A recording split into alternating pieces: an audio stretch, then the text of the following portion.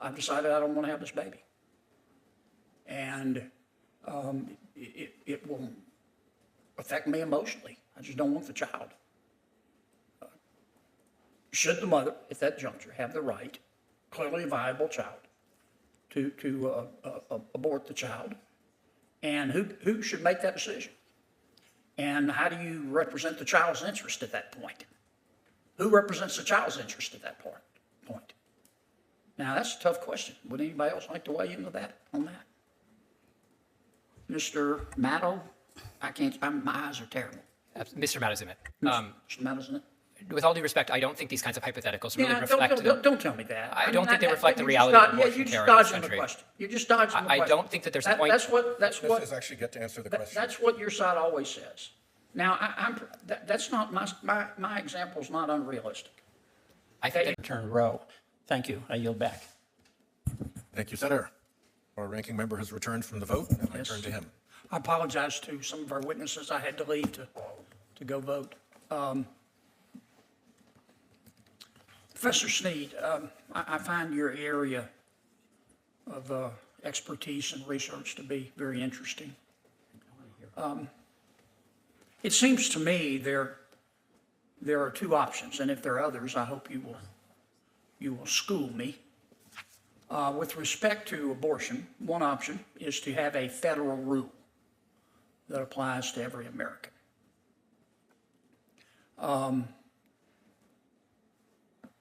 Under the current status of the law, in order to have a federal rule, more likely than not, Congress would have to pass it. Or we would have to amend the Constitution, since the United States Supreme Court has ruled that abortion is not addressed in our Constitution. The second option, of course, is to let the American people decide on a state-by-state basis. There are at least two ways that people in a state can decide. One is through their elected representatives, the state legislature. The other is through a public referendum. Are there any other options other than those? Well, not if the people are the ones doing the deciding. We saw for almost 50 years what happens when a court decides to constitutionalize the question and takes the matter away from the political sphere, in which one has to live with whatever that court decides. You could Roe v. Wade's one model. You could imagine another model in which a court imposes restrictions on abortion by virtue of interpreting whatever the constitution of that state or sovereign country happens to be. But if the people are to decide, it could either occur in the ways that you described, namely through the federal political branches. Now, there's an interesting question about what the scope of Congress's authority is to regulate the practice of medicine in the states. You'd have to find an enumerated power. Maybe it's the commerce power or something like that. But it's not an obvious source of authority in the Constitution to regulate the plenary authority of the states and override their decisions to regulate the practice of medicine. So what we see most often is the states themselves pursuing, as what's been described as a patchwork, whatever is consistent with the values of the people of that state, whether it be through their representatives or through by direct referendum. Let me ask you this, because I'm particularly interested in your analysis of this tough issue from an ethics perspective. Some of my colleagues believe, and indeed in my opening statement I alluded to some legislation that some of my colleagues are supporting. They believe that we should have a federal rule that applies to every American that says it is solely the right of the mother. The mother has the unfettered discretion to decide when, if ever, to undergo an abortion. What ethical considerations does that present? Well, the principal ethical question that is under consideration in this whole context is how do the various competing goods relate to one another? I've heard a lot of folks talk about the goods of autonomy and freedom and the pursuit of well-being and healthcare on the one hand. Others. Let me put it another way. Excuse me Yes. for interrupting. I was maybe a little abstract. Let's suppose that a mother presents at 34 weeks and says, clearly past the point of viability for the child, and says, I have decided I don't want to have this baby. If I'm being honest, I don't want to have this baby. And it is going to cause me enormous emotional distress to have this child. I'm just not ready. And she's sincere. she's really thought about it and said, I'm just not prepared to have this child, and it will affect me emotionally. And I want an abortion. What are the ethical considerations presented by that situation as opposed to the ethical considerations if he presented by an abortion within the first 6 weeks of a pregnancy? Well, I would say that the principal ethical question when you're talking about what it sounds like you're describing, legally speaking, would be termed an elective abortion, not an abortion necessary to preserve a woman's life or health. And that is principally, incidentally, that is principally what the social science evidence suggests. Late-term abortions are principally for situational, circumstantial reasons, not for instances of health and safety or even fetal abnormality, according to experts like Warren Hearn and other social science studies that have been undertaken. But the principal ethical question in any of these instances is what is the moral, ontological, and legal status of the unborn child? What you're talking about is the proposal to take the life of an independent human being for the sake of the goods that you are describing, that to preserve emotional well-being, to preserve a woman's mental peace or her socioeconomic peace. That's the ethical question. That's what's so in some ways impoverished about our public debate. We hear one side talking about one aspect of the issue, the goods of autonomy and healthcare and so on, and the other side talking about the ontological, biological, and moral status of the unborn child, but the talking is going past one another. No one is, as far as I can tell, engaging all of the different dimensions of the debate, which I think is essential for wise and humane self-governance. No matter what your position on abortion is, you should at least take seriously the other side's perspective. And that's what's missing, I think, from our public debate. And I'm not talking about my colleagues here on the dais, but our public debate would benefit from a more comprehensive conversation about what the competing goods are. With my chair's permission, I'm going to see if anyone else wants to weigh on this. Let me present the situation again, because this is a tough case. A situation where 34th week, the mother says, I've decided I don't want to have this baby. And it will affect me emotionally. I just don't want the child. Should the mother, at that juncture, have the right, clearly a viable child, to abort the child? And who should make that decision? And how do you represent the child's interest at that point? Who represents the child's interest at that point? Now, that's a tough question. Would anybody else like to weigh into that, on that? Mr. Matto? My eyes are terrible. Mr. Madison, Mr. Matto, isn't it? with all due respect, I don't think these kinds of hypotheticals really reflect. Don't tell me that. I don't think they reflect the reality of abortion care in this country. You're just dodging the question. I don't think that there's a point. That's what. This is actually get to answer the question. That's what your side always says. Now, that's not my example's not unrealistic. I think that If your answer, I'm going to save my time. If your answer is going to be that never happens, let me go to Ms. Fry. What do you think? Well, Senator, first of all, if you don't ask a question if you don't want to know the answer, and I think 1%, but I'm saying to you, Senator, 1% of abortions happen at 21 weeks or later. Mm-hmm. So I think the premise of your question sets up a conversation about abortion that is unfair. It is rarely is that ever the instance. The vast majority of pregnancies and abortions that are considered late in a pregnancy have to do with severe, devastating medical circumstances. And I understand your point, Senator. I understand your point. But with all due respect, I also think the chances of people sort of getting all the way through a pregnancy and just sort of saying, I don't want it, is disrespectful to women. Well, the majority of women who are getting abortions are already mothers, Senator. They respect their kids. I'm really trying to have a discussion. But that is the alternative I presented is very realistic. I'm not saying it happens 1,000 times today, but that's where the rubber meets the road. And the answer I always get is, well, that never happens. Well, you don't know that, and I don't know that. But I think the difference, what I would say, Senator, is making a rule. What I'm saying is, if it's not a problem, then why wouldn't we make everybody happy by saying, I'm not recommending this, I'm asking the question. Then why wouldn't we just say, okay, if you say it's not a problem, then what's the problem with saying after a certain number of weeks you can't have an abortion? Let me talk to Dr. Scott. You heard my example, okay? We're now well into Senator Blumenthal's time. Oh, so I'm sorry. wrap up at your time. Can I get the doctor's answer? I didn't see Dick come in. I'm sorry. Well, I would just say that we don't keep very close eye on what's going on in the abortion industry in this country. There are at least 5 abortion facilities that have no gestational limits on the abortions that they will do. So they will do an abortion on request. The woman that you described clearly needs mental health counseling. She clearly needs support. It is highly likely she is being coerced into that decision. The data that we have on late abortions, But what if she's not? What if she is honestly? You're really into Senator Blumenthal's time now. You can have the witness answer the question, but then Okay. it's not your time any longer. What if she's not? What if she had been? This It's is not your time quite- any longer. this- Let her finish, and I'll recognize Senator Blumenthal. This is quite a dangerous abortion for her, and that child is definitely capable of feeling pain as he is dismembered. So as a moral society, we should absolutely say, no, we're not going to let that opportunity for that late abortion to happen, and we should be willing to set some limits.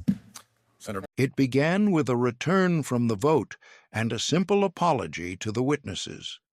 Then Senator John Kennedy leaned into the microphone and narrowed the nation's largest, most volatile argument to a single, searing point. He laid out the architecture: federal rule versus state-by-state decision, Congress or constitutional amendment, legislatures or referendum. And then he did what the Senate often does when it wants to test the edges of principle. He posed a case designed to collide values at full speed. Suppose a mother presents at 34 weeks, he said, past the point of viability. She says, "I've decided I don't want to have this baby. It will cause me enormous emotional distress. I want an abortion." Who decides? Who represents the child's interest at that point? The room tightened. Clocks were running. Cameras were rolling. And a nation that thinks in headlines was suddenly forced to sit with a question that refuses to be compressed. The first replies tried to widen the lens. A professor spoke of competing goods: autonomy, freedom, well-being on one side, the moral and legal status of the unborn child on the other. He warned that the public debate had grown impoverished, with each camp talking past the other. He cited social science claims about late-term abortions often being driven by circumstance rather than medical crisis. But Kennedy pulled the conversation back to the edge. 34 weeks, he repeated. Viable. A sincere woman says she's not ready. Should she have the right? If you say this case never happens, then why resist limits? A witness pushed back. Only a sliver of abortions occur after 21 weeks.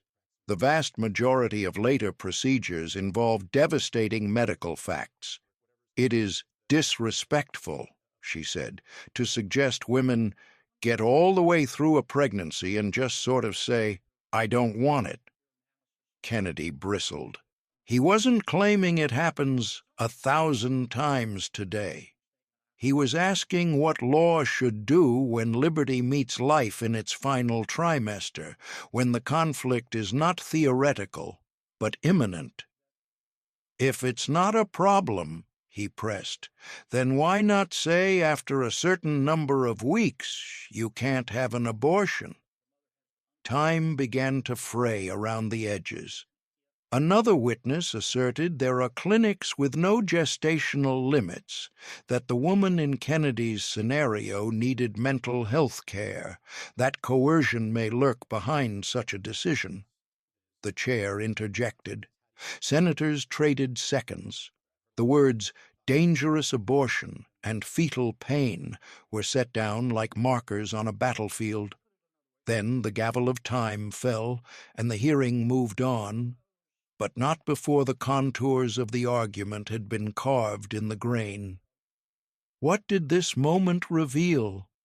It revealed the raw mechanics of self-government struggling with moral weight. Kennedy's hypothetical was more than a provocation.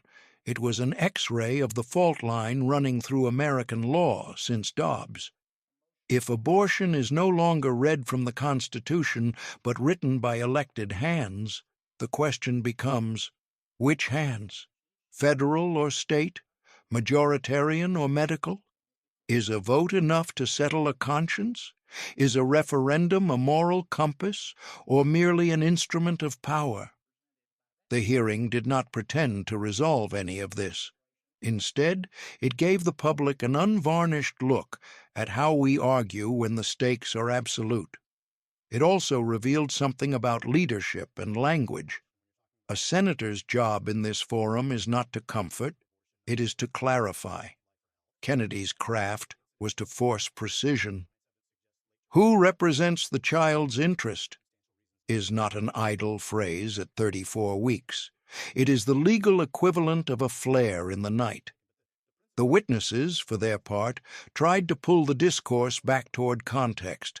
Rates, realities, the lived texture of crisis pregnancies, resisting a scenario they saw as outlier and caricature. Between those impulses sits the American system, a place where laws must speak in generalities even as lives unfold in particulars. In that tension, the hearing exposed the central paradox of abortion policy after viability. If law honors autonomy without limit, it risks blinding itself to the moral claims of a child on the threshold of birth. If law honors the fetus as rights-bearing life, it risks flattening the complexities of maternal health, coercion, poverty, and grief into a single, punishing command. The professor's plea for a comprehensive conversation, one that can hold both autonomy and ontological claims in the same frame, sounded less like academic caution and more like a roadmap for legislative prudence. But prudence is slow, and politics is fast, and hearings live on the edge between the two. There were other truths, quieter but no less urgent. The discourse is brittle. The frustration is real. When Kennedy said, "Don't tell me that," and a witness said, "Don't ask if you don't want the answer," you could hear a civic muscle, overstressed and undertrained, trying not to tear. When the chair cut in to protect time, the clock itself became a metaphor. Our arguments are longer than our patience. Our moral questions exceed our procedural hour. And yet, the hearing also showed the American mechanism doing what it must, bringing competing visions into the light, forcing claims to be spoken aloud, preserving a record that can be revisited after the heat cools. That record matters. It matters that a senator was willing to ask the hardest version of the question. It matters that witnesses insisted on data, on lived realities, on the complexity behind the edge case. It matters that both autonomy and the unborn have advocates who will not yield ground. In a republic, moral clarity is not achieved by silence. It is achieved by the honest collision of convictions. So what now? If this debate is to be worthy of the lives it touches, it must learn to do two things at once. It must protect the dignity of women who carry history's burdens in their bodies, and it must reckon, fully, not rhetorically, with the reality of a child at viability, forming, feeling, waiting at the lip of the world. Any law that forgets either will fail the country that must live under it.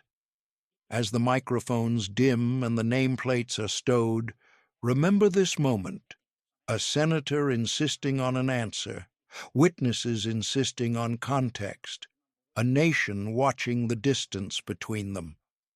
Democracy is not the absence of hard questions. It is the courage to face them without cruelty, and the discipline to write laws that recognize the weight of what they govern. This is Congress' signal. If you believe hearings should illuminate rather than inflame, if you want power pressed, facts tested, and the moral stakes made plain, subscribe to Congress' signal and support our work to expose the truth.